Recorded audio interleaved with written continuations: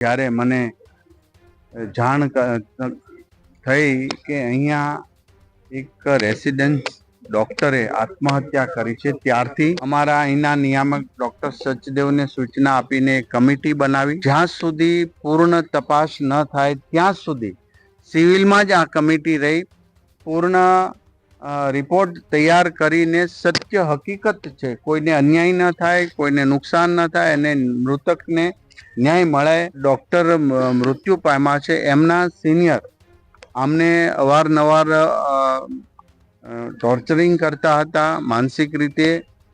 બીજી કોઈ મૃતકે કોઈ નોંધ લખી હોય કે કોઈ પત્ર લખ્યો એવું નથી. માટે આ નિવેદનો આધારિત એવું ફલિત થયું છે કે એમના સિનિયર ડોક્ટરો અમને માનસિક રીતે હેરાન કરતા હતા. એન્ટી રેગિંગ કમિટી અને જે ટીમ બનાવી હતી એમને સસ્પેન્ડ કર્યા છે ને HOD સહિત જે એમના ટીચિંગ સ્ટાફ છે એમને શો કોઝની નોટિસ આપી છે, એટલા માટે કે આ ધ્યાન એમને રાખવાની જરૂરિયાત હતી અને સિનિયરો જુનિયરોને ક્યાંય પણ હેરાન ન કરે એ બધી જ બાબતો હવે કોલેજના HOD ને પણ એ જવાબદારીમાં આવે છે. જેઓ દ્વિતીય વર્ષમાં માઇક્રોબાયોલોજી ડિપાર્ટમેન્ટ ખાતે કામ કરી રહ્યા છે, જેમાં 3 વિદ્યાર્થીનીઓ અને 1 વિદ્યાર્થીનો સમાવેશ થાય છે. તેઓને 6 માસ માટે સસ્પેન્ડ કરી તાત્કાલિક હોસ્ટેલ ખાલી કરવા અને કોઈપણ શૈક્ષણિક પ્રવૃત્તિમાં ભાગ ન લેવા અંગેના હુકમ કરવામાં આવેલા અને ભવિષ્યમાં આવી નિંદનીય ઘટનાઓનું પુનરાવર્તન ન થાય તે માટે ગંભીર સમીક્ષા કરી અને વહેલી સવારના રોજ અધિક નિયામક શ્રી તબીબી શિક્ષણને લેખિત અને મૌખિકમાં અહેવાલ સુપરત કરી દેવામાં આવ્યો છે.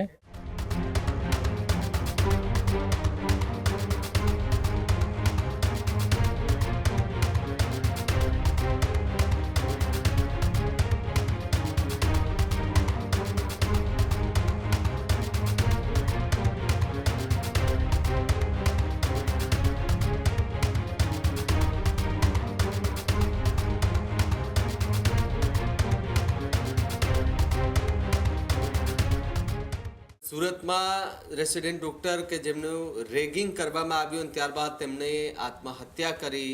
હવે એ બધાની વચ્ચે મોટા ખુલાસા થઈ રહ્યા છે. 30 વર્ષીય હર્ષ પંડ્યાના આપઘાત બાદ તપાસ તેજ બની. આરોગ્યમંત્રી પ્રફુલ્લ પાનસેરિયાએ પણ કડક ચેતવણી આપી, જો તમે આવું કરતા હો તો આજથી જ બંધ કરી દેજો.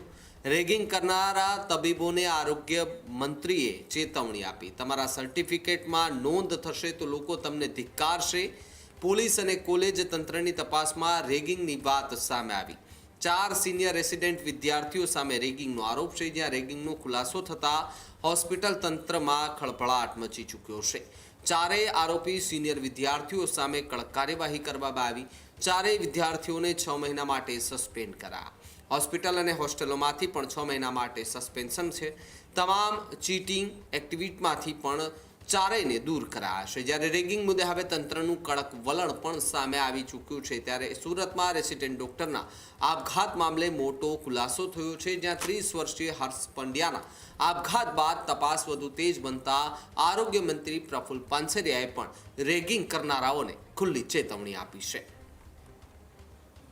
સુરત નવી સિવિલ હોસ્પિટલમાં જ્યારે મને જાણ થઈ કે અહીંયા એક રેસિડેન્ટ ડોક્ટરે આત્મહત્યા કરી છે, ત્યારથી તમામ પ્રકારની ચોકસાઈ એમનું પેનલ PM અને ફોરેન્સિક PMની સૂચના આપી અને તુરંત જ અમારા અહીંના નિયામક ડોક્ટર સચદેવને સૂચના આપીને કમિટી બનાવી. આ કમિટી 10 દિવસે ને 15 દિવસે રિપોર્ટ આપે એવું નહીં, પરંતુ જ્યાં સુધી પૂર્ણ તપાસ ન થાય ત્યાં સુધી સિવિલમાં જ આ કમિટી રહી પૂર્ણ રિપોર્ટ તૈયાર કરીને સત્ય હકીકત છે, કોઈને અન્યાય ન થાય, કોઈને નુકસાન ન થાય અને મૃતકને ન્યાય મળે. એમના વાલીને મેં આ બાબતની વાત કરીને કહ્યું હતું, ત્યારે આ કમિટી રાતના 8:30-9 થી સવાર સુધી કન્ટિન્યુ 80 થી વધુ પ્રથમ વર્ષના ડૉક્ટરને મળીને એ બધી જ માહિતીઓ એકત્રિત કરી હતી અને એમાં રેગિંગ એન્ટી રેગિંગ કમિટી અને ટીમે ન્યાય માટેના બધા જ તારણો કાઢીને જે મૃતક ડૉક્ટર મૃત્યુ પામ્યા છે એમના સિનિયર આમને અવારનવાર ટોર્ચરિંગ કરતા હતા માનસિક રીતે. બીજી કોઈ મૃતકે કોઈ નોંધ લખી હોય કે કોઈ પત્ર લખ્યો એવું નથી. માટે આ નિવેદનો આધારિત એવું ફલિત થયું છે કે એમના સિનિયર ડૉક્ટરો અમને માનસિક રીતે હેરાન કરતા હતા. એમના સહઅધ્યાયીઓએ જે રિપોર્ટ આપ્યો એ પ્રમાણે 4 ડૉક્ટરોને એન્ટી રેગિંગ કમિટી અને જે ટીમ બનાવી હતી એમને સસ્પેન્ડ કર્યા છે ને HOD સહિત જે એમના ટીચિંગ સ્ટાફ છે એમને શો કોઝની નોટિસ આપી છે. એટલા માટે કે આ ધ્યાન એમને રાખવાની જરૂરિયાત હતી અને સિનિયરો જુનિયરોને ક્યાંય પણ હેરાન ન કરે એ બધી જ બાબતો હવે કોલેજના HOD ને પણ એ જવાબદારીમાં આવે છે. માટે એમને નોટિસ આપવામાં આવતી. મૃતકના પિતા શ્રી જોડે મેં કાલે 2 વાર વાત કરી હતી. એમને સાંત્વના પાઠવી હતી. એમને કહ્યું હતું કે સરકાર એક માનવતાવાદ સાથે તમારી સાથે છે, અમે તમારી સાથે. કંઈ ઘટતું હોય, કંઈ પ્રશ્ન હોય તો મેં મારો નંબર આપીને પણ એમને સાંત્વના આપી કે ડાયરેક્ટ તમે મારો સંપર્ક કરજો. ડોક્ટર હર્ષ મંડિયાનું નિધન અત્યંત દુઃખદ અને આઘાતજનક છે. ચારેય જવાબદાર સિનિયરો વિરુદ્ધ FIR થશે, જ્યાં એન્ટી રેગિંગ સ્કોડની તપાસમાં મોટા ખુલાસા થઈ શકે છે. 4 સિનિયર તબીબો પ્રાથમિક તપાસમાં કસૂરવાર. સળંગ 7 કલાક સુધી બેઠકમાં ગહન ચર્ચા થઈ છે. સસ્પેન્ડ ચારેય તબીબોને તાત્કાલિક હોસ્ટેલમાંથી પણ નિકાલ કરવામાં આવ્યો છે. ચારેયને શૈક્ષણિક પ્રવૃત્તિમાંથી પણ તાત્કાલિક હટાવવાની વાત જે છે તે સામે આવી રહી છે. બીજી તરફ જો વાત કરવામાં આવે તો આ ઘટના બનતા ન માત્ર સુરત પરંતુ એમના વતન જે કહી શકાય કે મોડાસા છે ત્યાં પણ અત્યારે જ પ્રકારની સ્થિતિ છે. જે પરિવારજનો છે તે આઘાતમાં છે. આભ તૂટી પડ્યું હોય તે પ્રકારની સ્થિતિ છે. કારણ કે આજે એક બાપે દીકરો ગુમાવ્યો છે, એક માએ દીકરો ગુમાવ્યો છે, એક પરિવારે દીકરો ગુમાવ્યો છે. કોના કારણે? તો આવી રેગિંગની ઘટનાના કારણે. અને આ ઘટના બનતા જ હાલ તો આરોગ્ય વિભાગ પણ સતર્ક બન્યું છે અને પ્રફુલ્લ પાનસેરિયાએ આરોગ્ય વિભાગ અને સાથે જે અધિકારીઓ છે તેમની ટીમની એક રચના કરી અને આગળની કાર્યવાહી વધુ તેજ કરવા માટે જે છે તે વાત કરવામાં આવી છે. સાથે જ જે કોઈ પણ વ્યક્તિ હશે તેમને છોડવામાં નહીં આવે. અત્યારે તો હાલ તો જેમના પર આરોપ છે તેવા લોકોને હાલ તો સસ્પેન્ડ કરવામાં આવ્યા છે. સસ્પેન્ડ કરતા જ હાલ તો વધુ તપાસ પણ એન્ટી રેગિંગ સ્કોડ જે છે તે ચલાવી રહી છે. ગઈકાલે હું dean doctor Jayesh Brahmbhatt, government medical college Surat, જણાવું છું કે ગઈકાલે જે રેગિંગ અંગેની બાબતે માઇક્રોબાયોલોજી વિભાગના પ્રથમ વર્ષીય રેસિડેન્ટ ડૉક્ટર્સ દ્વારા જે લિખિતમાં ફરિયાદ મળેલ તે અન્વયે સોમવાર આમાં રાજ્ય સરકારના કડક નિર્દેશો અધિક નિયામક શ્રી ડૉક્ટર જયેશ સદે સાહેબની સૂચના અને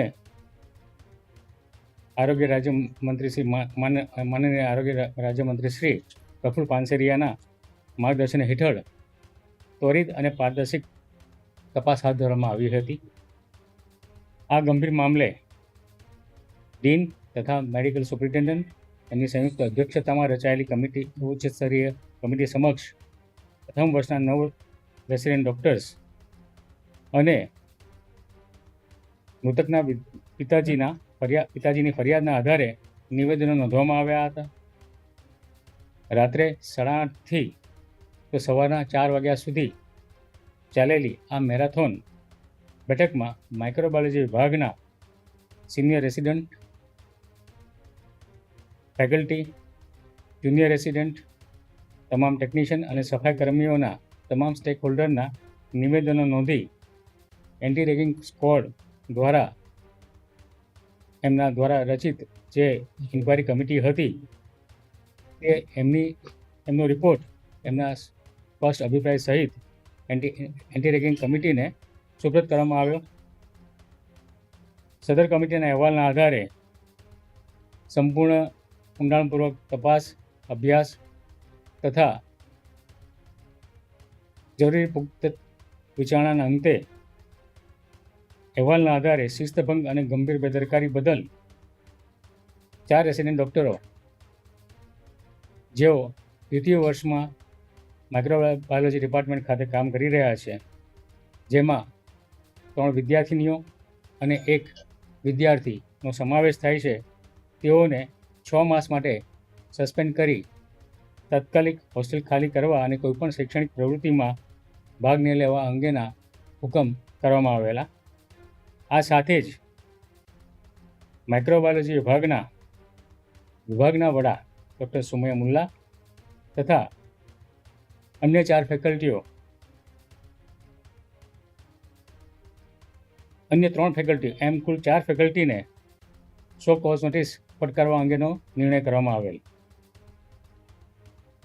એન્ટી રેગિંગ કોલેજ કમિટીના આ સમગ્ર રિપોર્ટને સંસ્થાની કોલેજ કાઉન્સિલ કમિટી સમક્ષ રજૂ કરવામાં આવતા તમામ હાજર સભ્યો દ્વારા સર્વાનુમતે બહાલી આપવામાં આવેલ અને ભવિષ્યમાં આવી નિંદનીય ઘટનાઓનું પુનરાવર્તન ન થાય તે માટે ગંભીર સમીક્ષા કરી અને વહેલી સવારના રોજ અધિક નિયામક શ્રી તબીબી શિક્ષણને લેખિત અને મૌખિકમાં અહેવાલ સુપરત કરી દેવામાં આવ્યો છે. ખેડૂત ભાઈઓ છે ખેતરમાં ડ્રોન ઉડાવતા હોય છે ત્યારે આપણે એક પ્રશ્ન સતાવતો હોય છે કે જે આપણે અત્યાર સુધી જીપીએસ ટેકનોલોજી વાળા ડ્રોન વાપર્યા છે, જેથી કરીને મોબાઈલ ટાવર છે અથવા તો હાઈ ટેન્શન લાઈન પસાર થતી હોય, કોઈ વૃક્ષો હોય, ત્યારે જે જીપીએસ ટેકનોલોજી વાળા ડ્રોન છે એમાં ટકરાય અને ટ્રેસ થાય છે.